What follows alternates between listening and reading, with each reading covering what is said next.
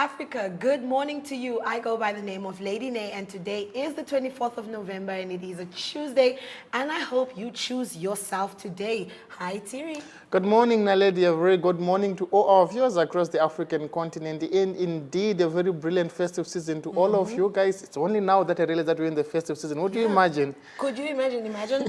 Thierry today was telling me that he was hearing some Christmas carols playing in his complex. That's very interesting. But today is Celebrate Your Unique Talent Day, and we all have remarkable talents that are unique to us, and there needs to be a time to celebrate those talents, not just for us, but the world and for ourselves. Can you whistle through your nose? Interesting. How about balancing an apple on your chin? Very interesting. Can you say the alphabet backwards while belching?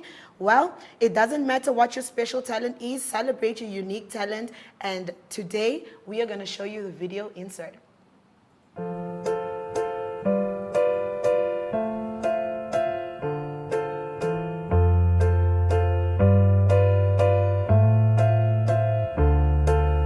Drown me with kisses, drown me with love, dry up your eyes and just hold me again. Show off your weakness and don't be afraid. Now you can hold me so close without fear. When you're talking to me, I can read.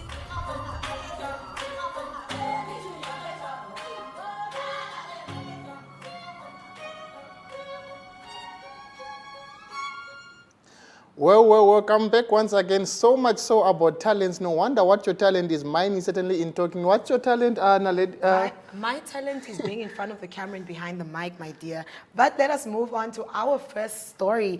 Coming from Ethiopia, Tigray given 72 hours to surrender. Ethiopian Prime Minister Abiy Ahmed has given Tigrayan regional forces 72 hours to surrender before the military begins an offensive on the regional capital Mekelle. Reports saying advancing Ethiopian troops plan to shell the city to force to surrender. The Tigray People's Liberation Front, in response, has said its forces were digging trenches and standing firm, and it has so far refused to surrender its rule in the northern region. That's a very interesting story to start with, hey? Bad situation in Ethiopia. Still in Ethiopia, Al Jazeera reports that Ethiopia accuses Tigray forces of destroying Akhum airport. Forces from Ethiopia's Tigray People's Liberation Front, TPLF, have destroyed an airport in the ancient town of Akhum, according to state-affiliated media, as advancing federal troops gave them a 72-hour ultimatum to surrender. The Prime Minister Abiy Ahmed has told TPLF, which rules the mountainous northern region of 5 million people, to lay down their arms by Wednesday or face a final assault on the regional capital, Mekelle. The federal army says its forces are within 60 kilometers, approximately 37 miles, of Mekelle, a city of 500,000 people. Really sad news happening in the Horn of Africa. Yeah. Moving over to 5 killed by gunmen in the northwest Nigeria in the mosque attack. It says here gunmen killed 5 worshippers and kidnapped at least 18 in an attack on a mosque in northwestern Nigeria's Zamfara state, the police said. Speaking to AFP news agency on Sunday, state police spokesman Ahmed Shehu said that the bandits killed 5 worshippers and kidnapped 18 others, including the imam. According to reports, about 100 cattle thieves on motorcycles opened fire on a Muslim congregation in remote Dunstan, in Dunstan region district, as residents were observing weekly Friday prayers. Wow, what a way to disturb the prayer session. Now moving over to South Africa, more legal troubles for former President Jacob Zuma. Former South African President Jacob Zuma risks jail sentence. International news says former South African President Jacob Zuma could face jail time or fine after he left the Zondo Commission of Inquiry without permission. Zuma, who was seeking what he called impartial judge, had accused the judge Raymond Zondo of bias and demanded he recuse himself. He instead walked out of the panel discussion during the session. By walking out without permission, by refusing to answer questions, by not pitching when he was summoned. Zuma and in fact his legal team have committed criminal acts. Now for this, he could be arrested, he could be tried. The possible sentence are fairly low. A 6-month imprisonment or a fine. Kathleen Powell, associated professor in public law at South Africa's University of Cape Town, explained to AFP yesterday. Sure, that falls under contempt of court, I guess. But moving over to Al-Qaeda in North Africa appoints new leader. Al-Qaeda in the Islamic ACME has appointed one of its members to head the terrorist group to replace the current leader killed last June during a French military operation in northern Mali. The new leader from Algeria is an influential member of ACME named Abu Aboida Yusuf al-Annabi. Oh, very interesting name. He's accused of having participated in 2007 attacks against official buildings, including police stations in Algiers, and is said to have a degree in economics. Okay. From North Africa back to South Africa, where troubles continue piling for Bushiri. News from South Africa said 3 new warrants of arrest have been issued against Shepherd Bushiri. 3 warrants of arrest have been issued for self-proclaimed prophet Shepherd Bushiri. The warrants relate to 2 different cases allegedly registered in 2018 and a 3rd rape case registered in 2020. News 24 previously reported that the Enlightened Christian Gathering leader denied the rape allegations leveled against him. I certainly hope you find a way out of his legal troubles, but it's certainly piling on him. Moving over to Anglican Church, diocese condemns hate speech, political violence, and tribal remarks campaigned by leaders. The Anglican Church Diocese of Luapula has strongly condemned the hate speech, political violence, and tribal remarks campaigned by certain leaders and individuals in the country. Anglican of Luapula Bishop Robert Mumbi says such vulgar language currently being entertained in the country can cause trouble, which the poor will greatly be affected. The bishop also called for the promotion of One Zambia and One Nation motto to ensure unity, love, and peace in the country. Well, at least the church playing its role to unite people from Zambia to Zimbabwe, where information has been found to be key in fighting COVID-19. The media played a critical role in information dissemination, which became the rallying point for Zimbabwe response to the COVID-19 pandemic. Information, Publicity and Broadcasting Services Minister Monica Muchangwa said yesterday, rapid spread of information on the simple steps to minimize the risk of COVID-19 infections, work to minimize the risk of infections. Between January and August last year, Zimbabwe recorded 45,256 deaths compared to 33,818 this year. At least the media playing its role in combating COVID in Zimbabwe. Yeah, moving over to being a girl in Africa is hard, and most governments aren't taking their welfare seriously. The African Child Policy Forum on Friday launched its 6th edition of the African Report on Child Wellbeing that provides a comprehensive and continental review and analysis on the state of girls in Africa. According to the report, Africa is home to 308 million girls under 18 years of age. Of these, 61% are under 10 and a quarter are nearly in their early adolescence. Findings in the report show that girls living in Africa today are more likely to be victims of trafficking, sexual abuse, and labor exploitation. It also shows that they are discriminated against by laws relating to marriage and inheritance and are likely to be poorer than boys. Now that is what we call sad. Certainly a clarion call for our leaders to make better laws to protect our sisters. But moving over to Zimbabwe now, where we find another very odd story where hyenas dragged a man from his bed and mauled him to death. Imagine. An elderly man has been killed by a pack of hyenas in Zimbabwe after they pulled him from his bed while he was sleeping. The man, who has been identified by authorities as 87-year-old Tendai Maseka, was dragged about 1,000 feet from his mud and wood hut. The incident occurred on Monday night in the rural region of Chirumanzu in central Zimbabwe. By the time Maseka's body was discovered by villagers, its lower half was missing. Sad story coming out of Zimbabwe. Sad. Yeah, no, rest in peace to him. Humanity has consumed 2020 planetary budget. It says here it is called Overshot Day, the moment each year when humans have used up more natural resources that Earth can renew in 12 months. And this year, that day came on Saturday. Put another way, it would take 1.6 Earths to meet this year to meet the needs of the world's population in a sustainable way. The calculations were made by American NGO Global Footprint Network. Since 2003. It's been raising the alarm on the ever faster consumption of expanding human population on a limited planet. Well, that is very interesting, but now let us move on over to pay our bills in the marketplace.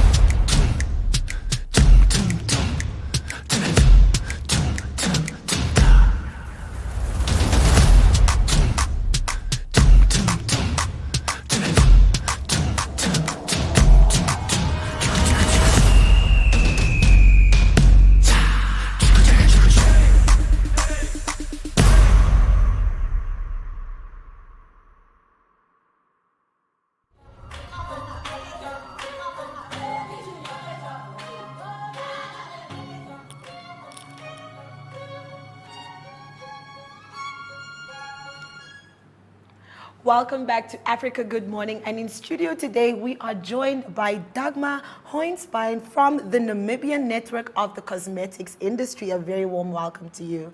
Good morning, and thank you for having me. Yes, you look absolutely beautiful. So tell us why you are here today before I get into the deeper questions.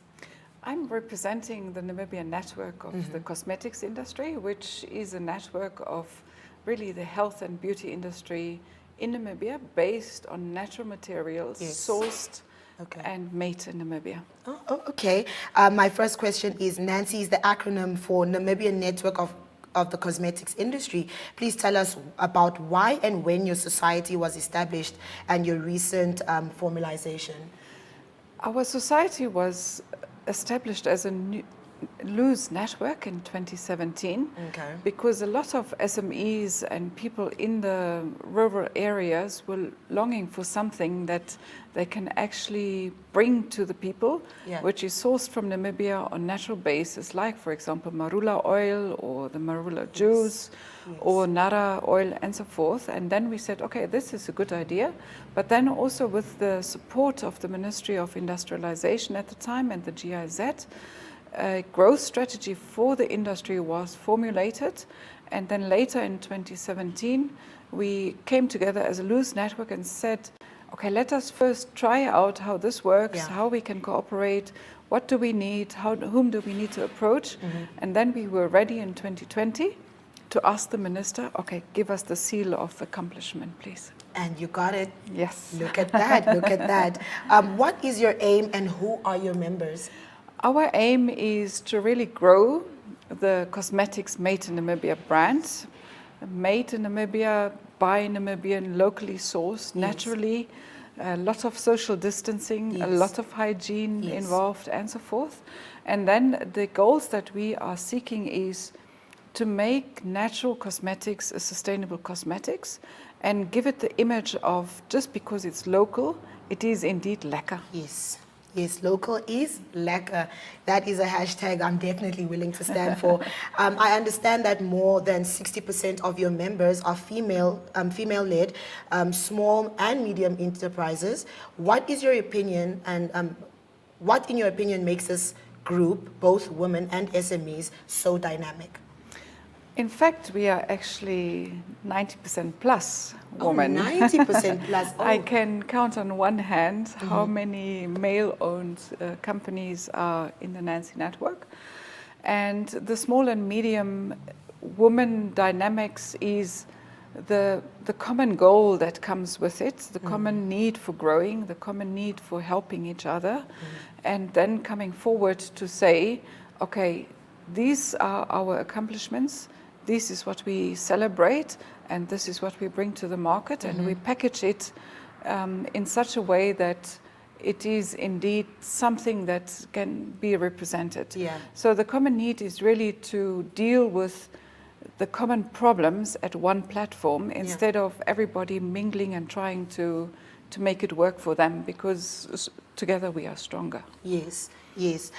Most, if not all, of the ingredients your members use for their products are completely natural. In your opinion, why is this such a unique selling point? The story behind the ingredients is actually the unique selling points. Okay. The provenance. Okay. Seeing, for example, a traditional fruit as marula that is not harvested, but we wait until it falls down. Then we use first the fruit pulp, and we make the juice, and we make something nice to drink, you know, even the elephants are enjoying that. And then afterwards, not the kernel is thrown away, but it is utilized, and we decorticate the little pips inside, we press it to oil, and we have another use for it, either for the food oil or then for the cosmetics oil. And many of the resources in Namibia are of similar origin, of similar use. If we take, for example, the nara, if we take the devil's claw, which is a tuber root that is being used traditionally for many hundred years. So we use that indigenous traditional knowledge, we convert it to a commercial use without losing the sustainability around it. And that makes a unique story, that makes it natural, that makes it organic. Sure. This is beautiful. Earlier this year, Nancy was at the Vivanes Trade Fair in Germany, and closer to home, you recently participated at the Namibian Tourism Expo, which was amazing, and won a prize for your stand. Why is participating at these events so important? If I can just look at the beauty and health industry, it is so huge. It is maybe the biggest industry that the world knows, because since Cleopatra times, it has never shrunk, it has never seen a downfall. And for us to compete in the international market, we need to be seen. And the best platform is to select the right trade fairs to do that, where we have a space where we can promote the story, the provenance, and can be seen. But of course we need to compete at the same level of goodness, the seal of the certified, use of it, and that is best done at an international fair. And Vivanes is the biggest of its kind for natural cosmetics. Of course, there are bigger cosmetics fairs, but for natural cosmetics, so that's why we selected that. And you can only be strong internationally if you're strong at home. So that's why trade fairs like the Namibian Tourism Expo is so important for us, because in the local setup, we like to get to the international person, and the international person comes to Namibia in the form as a tourist. Yes. So that's why the connection is absolutely natural. And for us, it is a natural thing to come to the Tourism Expo. Yeah. And when we saw the chance, we said, let us be there, because we need to show to everybody that Corona has not put us down. Yes, of Corona course. has strengthened us. So if we were not there, then it would be like, oh, shame. Sorry, they Yeah. are not there anymore. Yeah. No, but we are even stronger because So we I even guess performed. 2020 wasn't a bad year for everybody. It was a bad year, but you see, it's also a cleansing year, because Okay. you are forced to innovate, you are forced to re-innovate yourself and come out stronger. So Yeah, for us, kind of this think was out of your box as well. this was absolutely for us. The Yeah, right way. congratulations on your Thank win. you by very the way. much. Yes. One of my fourth last question is, why is it important that other players in the local cosmetics industry become members? As I said earlier, only when we are as a group we can Yeah. be strong. Yes. So I'm calling really upon everybody who wants to join, please to contact us. Joining is, of course, like for any membership, is not absolutely for free. Yes, of course. But the services that you get for it, look, if you get almost a free trip to an international trade fair and you are exposed, then the membership is the Yes. smallest of your worries. Yes. But we also, in the network, assist people to come out of their kitchen, because we must also say that many of the cosmetics traditionally were done in a kitchen. If you want to compete internationally, you cannot stay in your kitchen. You Yeah. need to go to a factory environment. So we also assist with that by installing the right standards, getting you in contact with the right people. And the network itself is a helping hand. So if Dagmar has not managed to do something like, formulating it correctly, I will quickly ask Angelina to assist me. And Angelina has been in the same situation, so Angelina would be happy to help, and so forth. So this is the way that we do business in Nancy.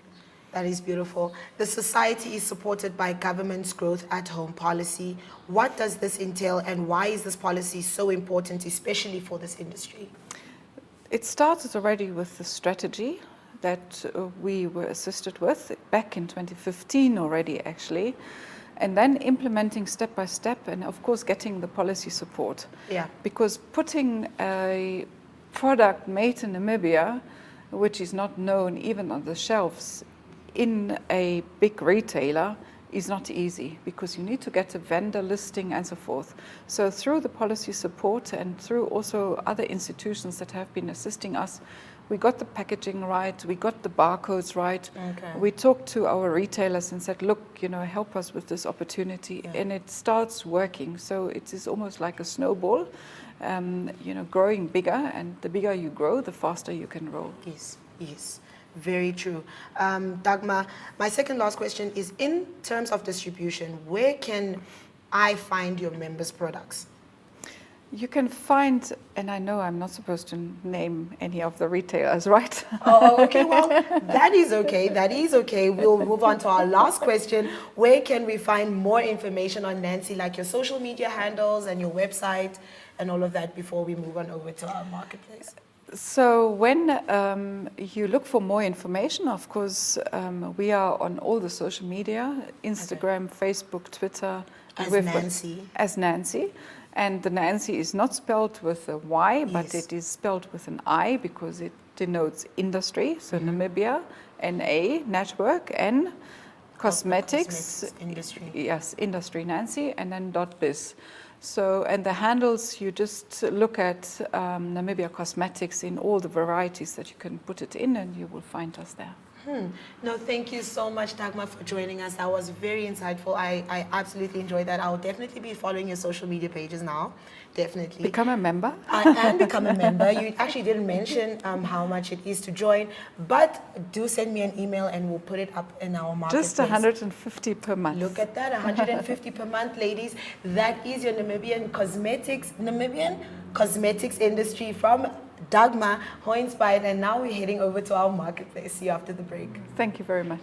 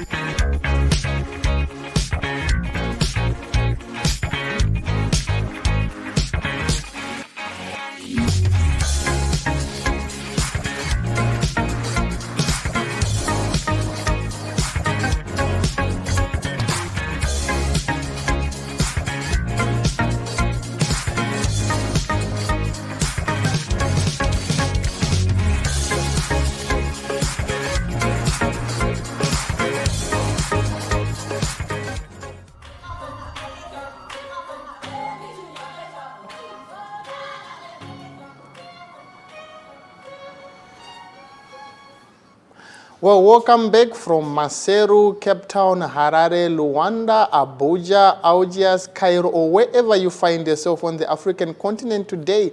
Certainly hope you enjoy the engagement on makeup. And I actually tried my own when the debate was going on. It really was splendid.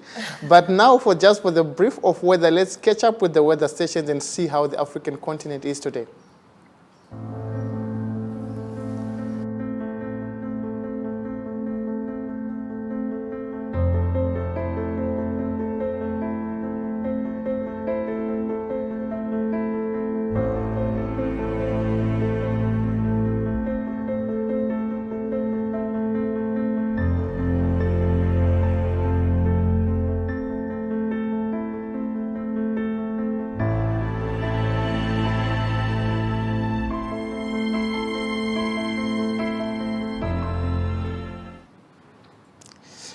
Well, mixed fortunes for the weather today, a bit of rain, a bit of heat, but such is Africa for you. Now to give you more, we link up with our correspondent in Zimbabwe, Talent Gore. Good morning, Talent. Good morning, Sadie. How are you? I'm doing splendid. War Parade is treating you well this morning. Now, getting straight into the business of the day, give us the first story. Understand that government launches a home-based COVID-19 testing study to identify hotspots. Can we have more on that? So the Zimbabwean government is set to roll out a nationwide community-based COVID-19 testing study. The government said that it is targeting at least 7,000 households.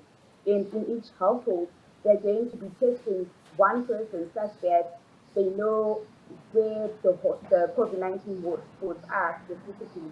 So this is going to help in having and sort of know how they're going to go about screening people and also how they're going to isolate people. So at the moment, they are specifically targeting rural areas, and they're going to be moving up to the urban areas. So the launch is coming into place little by little, and yeah, by the end of the month, we know specifically where the COVID-19 hotspots are exactly. Well, I'm glad that they're taking the precautions to do that. Maybe just a bit more feedback from you, Talent. Can there be any indication of how much has been set aside in terms of resources for this exercise, and whether they are also primarily starting maybe in the Matabeleland region where the numbers have been slightly higher? They are starting in the Matabeleland region, but we don't know how much they set aside for the study. But all we know is that they are starting in the Matabeleland region because at the moment that is the hotspot of COVID-19. So they are starting from there. We are not sure of how much has been set for the study. They haven't told us so how much has been set aside. Is it? Maybe just a last one on that story. Last week there were talk that you people in Zimbabwe might actually be going back to another lockdown. Has that been allayed now? No, they haven't. They haven't given. They haven't given a statement on that as yet. But they're just speculations. We haven't been told whether we're going to be on lockdown or not. But this past weekend, the police have been working so hard for for for people to social distance, and also they have been arresting people which are seen at bars after cases, which is after 10 p.m. So yeah, I think we are moving slowly towards that. Hopefully, after the second wave, we won't be hearing any more news stories on the rising of COVID in Zimbabwe. Moving over to our second story, child marriages on the rise in Kariba. Do tell us more about that. That's certainly sad, actually. So since lockdown, in Kariba, there's been an increase in child marriages. And the authorities in Kariba are saying that the people who are responsible for these early child marriages are the fishermen who go fishing in Kariba. As we all know, Kariba is well known for fish and fishing. Yes. So the fishermen they come from all over the country and they go to Kariba for fishing, and they end up getting children pregnant. and getting married to children who are below 14, 15 years. And there's also the rise in school dropouts. Since schools have been opened, but in Kariba, most of the school children they haven't gone back to work because they are pregnant and they are married and all sort of that. So authorities are really, really worried about the situation in Kariba at the moment, and they are working hard to try to contain the situation before it Do goes. you perhaps know what is the law against or the law towards child marriage? In Zimbabwe, early child marriages are not, they are prohibited, they are not allowed. So the authorities in Cairo they say that they are looking for the people who do that, who marry early and who impregnate their children because they are not the people we live with.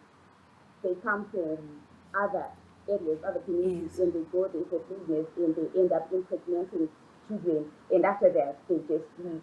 So they do not know whom exactly to target because the people won't be there for them to arrest or Sure.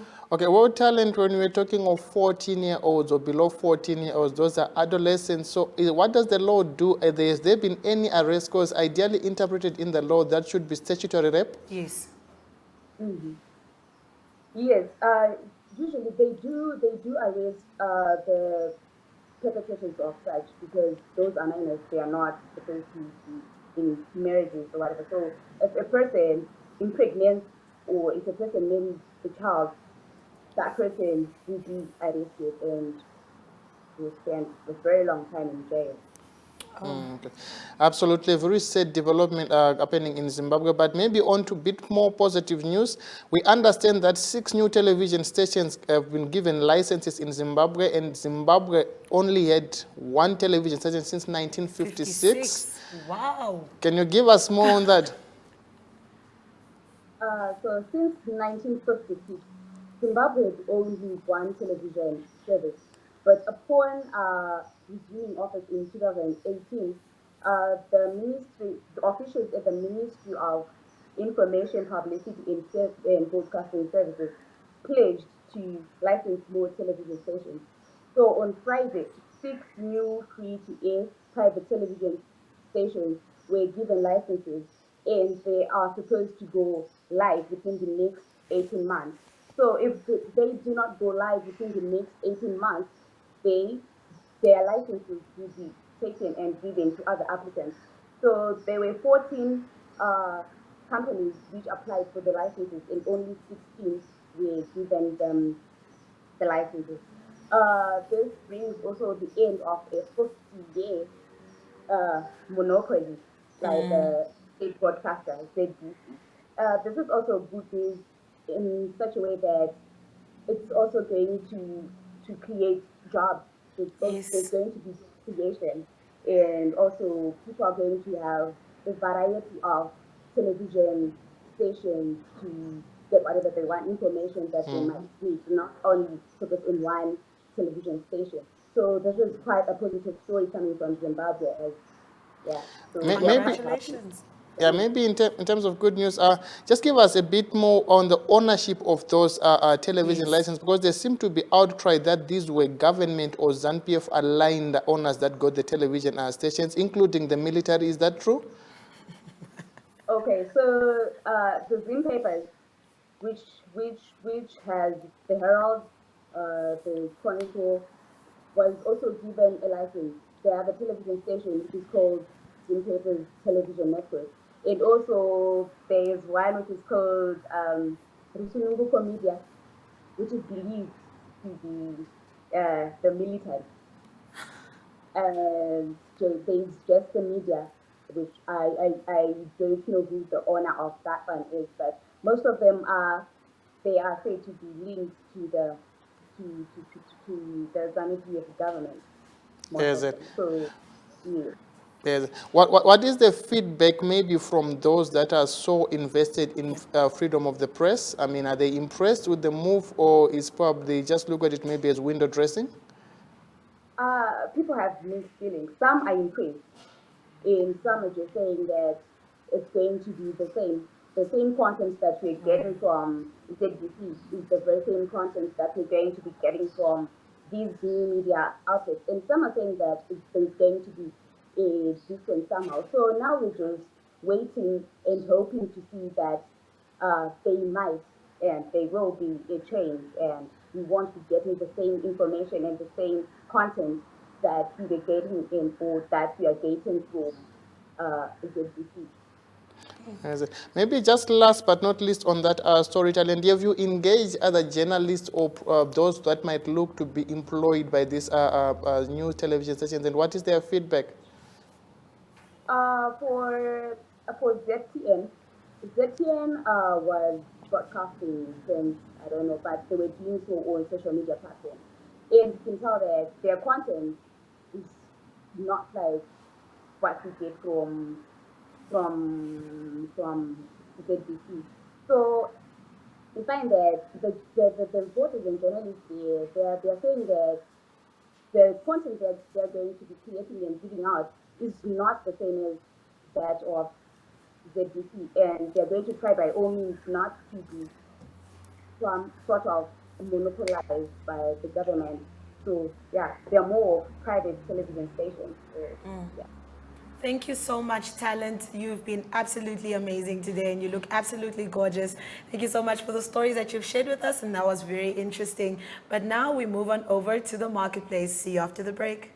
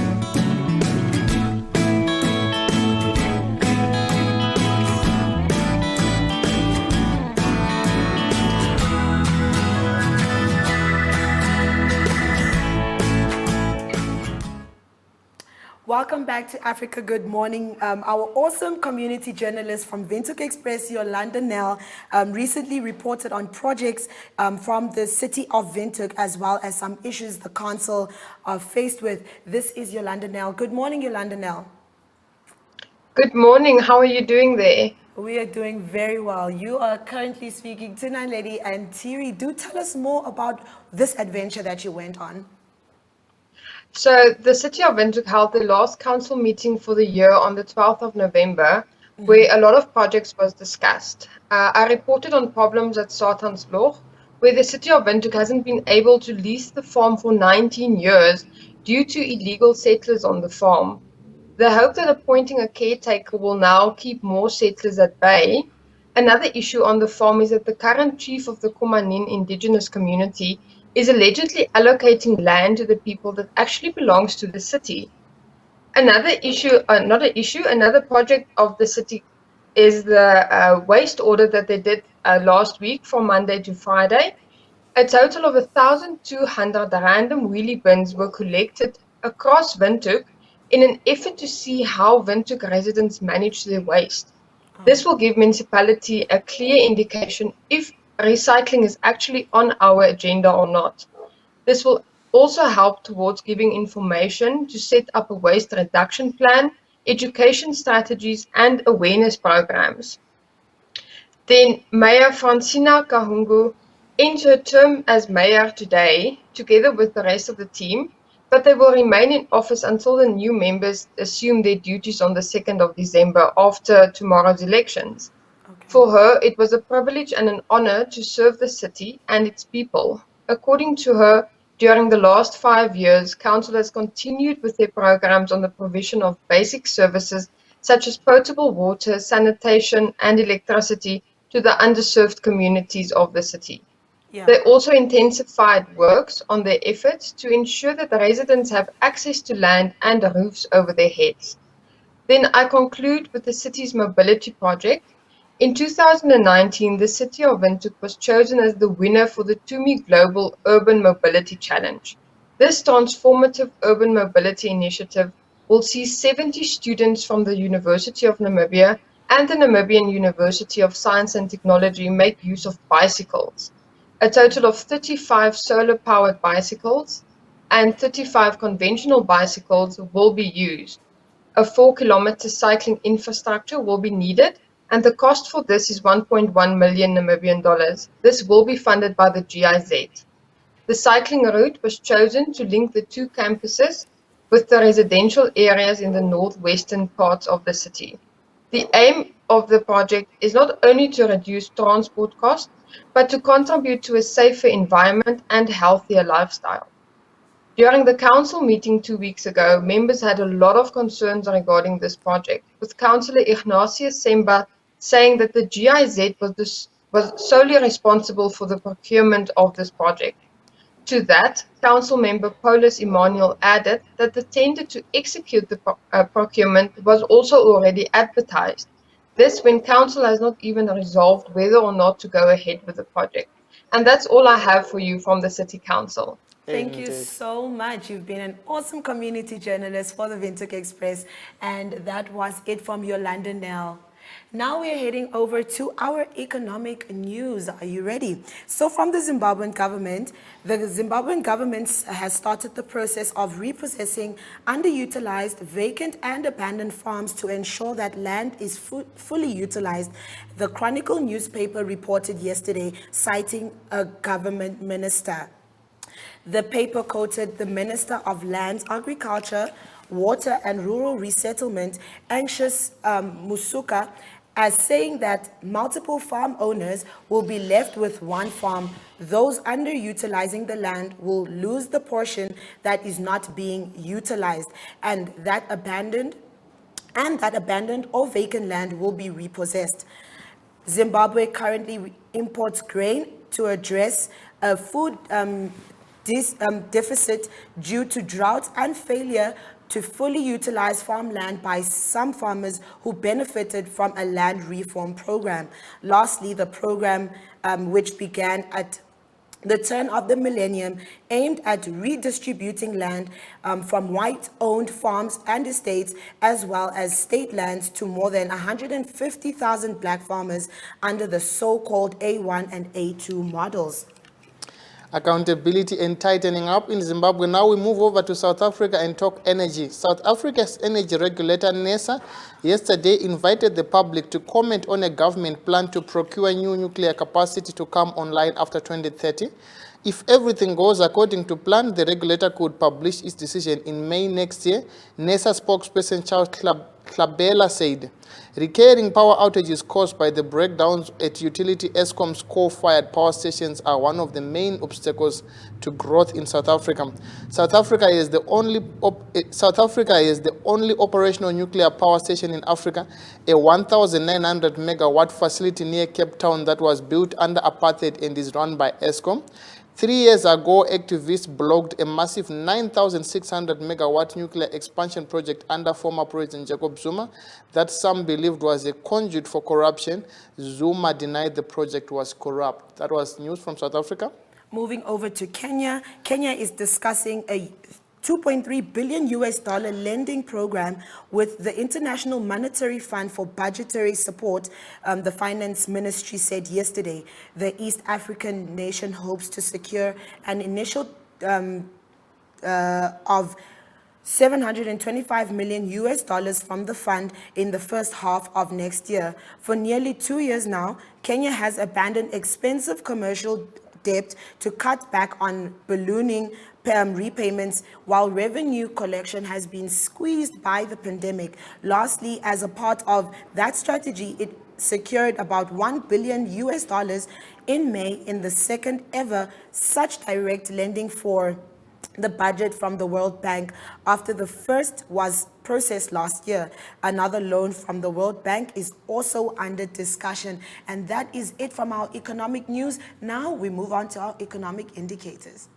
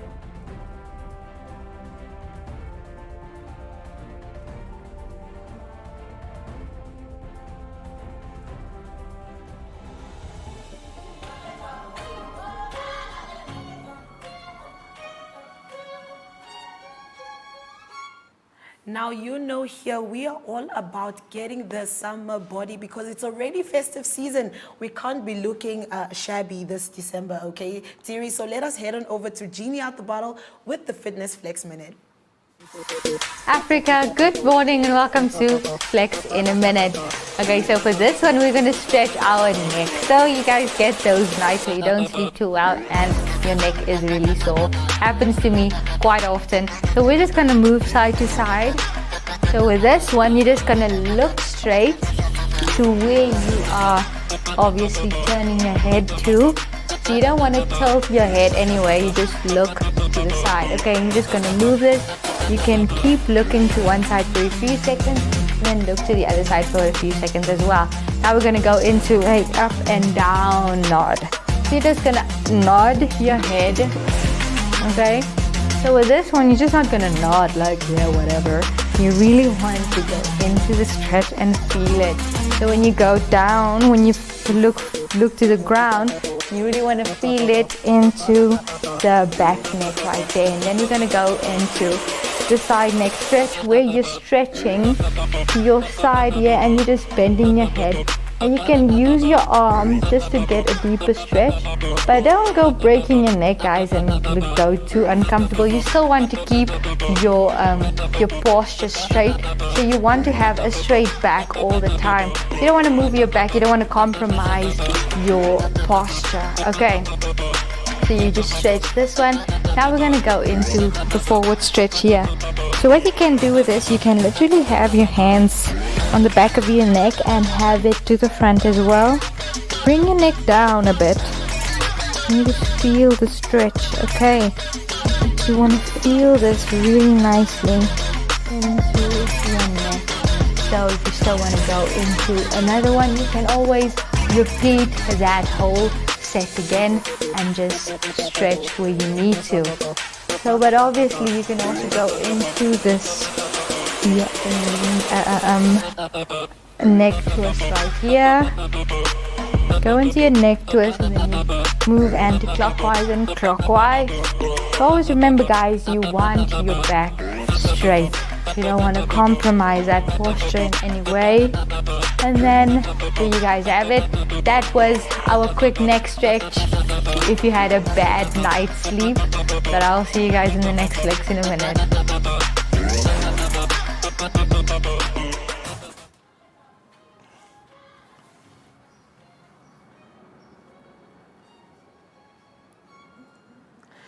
Well, certainly my best bet is you are fitter than you were before. Jenny in the bottle, and you're pretty much warmed up for our sports section today. And the big news in sports today is that FIFA have given Ahmed the boot. Confederations of African Football President Ahmed has been banned for 5 years by FIFA for breaching various codes of ethics.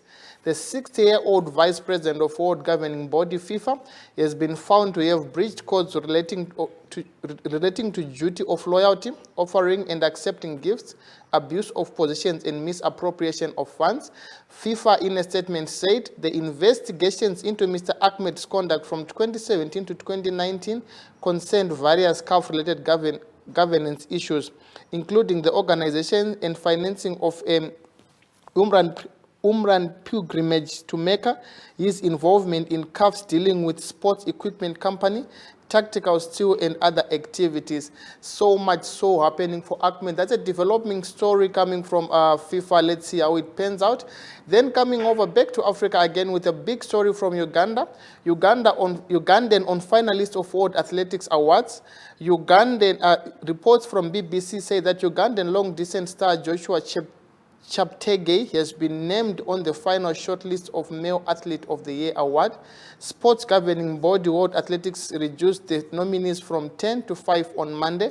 Cheptegei has compared Jacob Kiplimo and Kenyan Timothy Chiriot were among those who missed out. So much of a better story coming from Uganda. Then now we move down to South Africa. Comrades Marathon has suspended 3 cheating runners after thorough investigations. The Comrades Marathon has announced the suspension of 3 runners found to have cheated in the 2019 edition of the race. The 3 unnamed athletes were found to have either supplied false entry information and or having used other athletes to run their qualifying race. The Comrades Marathon CMA has declared the athletes 2019 results null and void and will impose a 2 to 5 year ban depending on the transgression.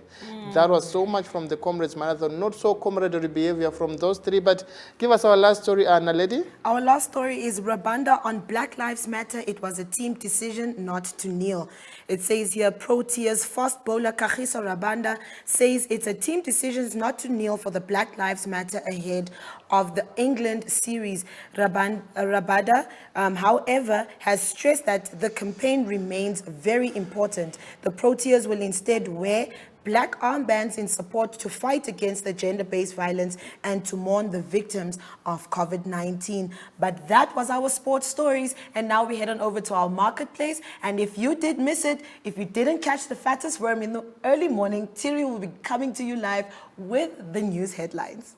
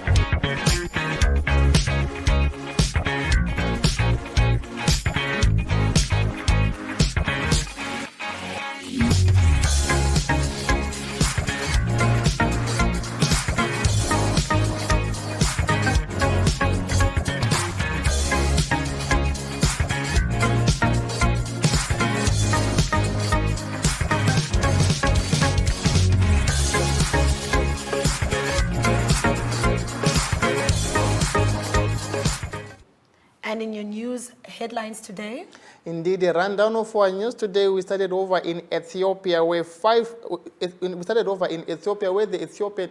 Ethiopian authorities have given Tigrarian rebels 72-hour ultimatum to surrender or face the music.